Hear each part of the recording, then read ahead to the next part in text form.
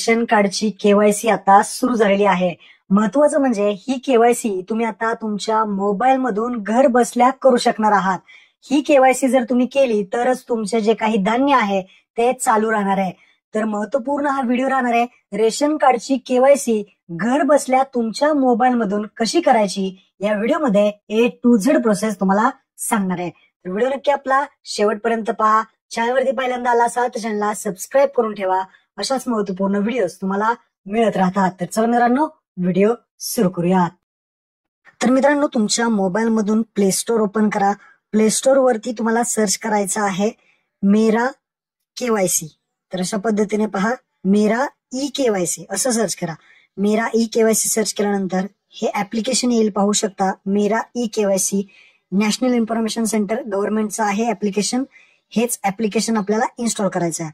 मेरा E KYC हे application install करा. इन्स्टॉल केल्यानंतर हे ऍप्लिकेशन ओपन करा. आता ओपन केल्यानंतर तुम्हाला अशा पद्धतीने हे इंटरफेस दिसेल. ओपन करतो आपण. ओपन करतोय.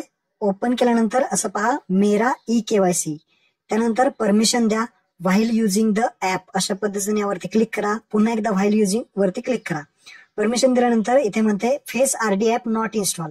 तर अजून एक ऍप इन्स्टॉल करायचं. इथे डाउनलोडचं बटन दिसेल. या डाउनलोड बटनावरती क्लिक करा.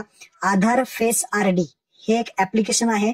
हे आपल्याला फक्त इन्स्टॉल करायचंय. याला ओपन वगैरे करायचा ऑप्शन येणार नाही. फक्त हे ऍप्लिकेशन ओपन करा आणि सोडून द्या. आता हे इन्स्टॉल करून पाठीमागे या आणि हे जे मेरा ई केवायसी आहे हे पुन्हा एकदा ओपन करा. आता हे प्रॉपरली तुम्ही पाहू शकता मेरा केवायसी ऍप ओपन झालाय.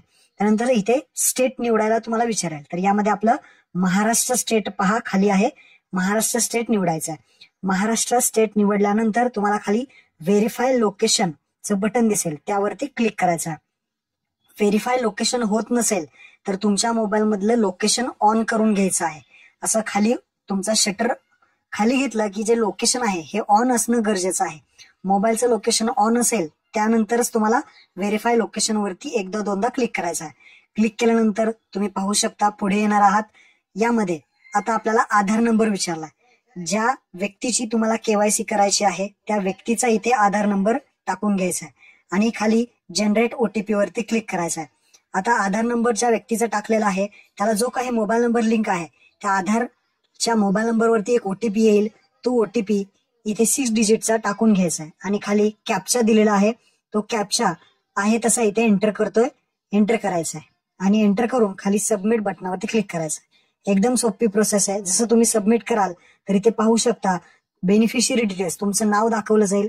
होम स्टेट महाराष्ट्र दाखवलं जाईल. रेशन कार्डचा नंबर दाखवला जाईल. तसेच होम डिस्ट्रिक्ट तुम्ही कुठल्या डिस्ट्रिक्ट मधले ते दाखवले जाईल. ई केवायसी अप्रुव्हल तिथे काहीच दाखवलं नाही. आधार नंबरचे डिटेल्स दाखवले जाईल. ई केवायसी स्टेटस जर पाहिलं तर पुढे काहीच नाहीये. आता आपल्याला केवायसी करायची आहे. केवायसी करण्यासाठी खाली फेस ई केवायसी बटनावरती क्लिक करायचं आहे. इथे ऍक्सेप्ट करायचं आहे आणि इथे फाईल युजिंग द ऍप इथे परमिशन द्यायची आहे. आता इथे आपल्याला आधार ऑथेंटिकेशन करायचं आहे. यामध्ये स्टेप्स आहेत त्या ऑटोमॅटिक लोड होतील. इथे तुम्हाला काही स्टेप्स दिल्या जातील ज्यामध्ये सांगितलं आहे की तुमचा चेहरा फक्त दाखवायचा आहे, तोंड दाखवायचं आहे आणि डोळे मिचकवायचे आहेत. तर इथे ऍक्सेप्ट करायचं आहे आणि बॉक्सवरती टिक करून प्रोसीड बटनावरती क्लिक करायचं आहे.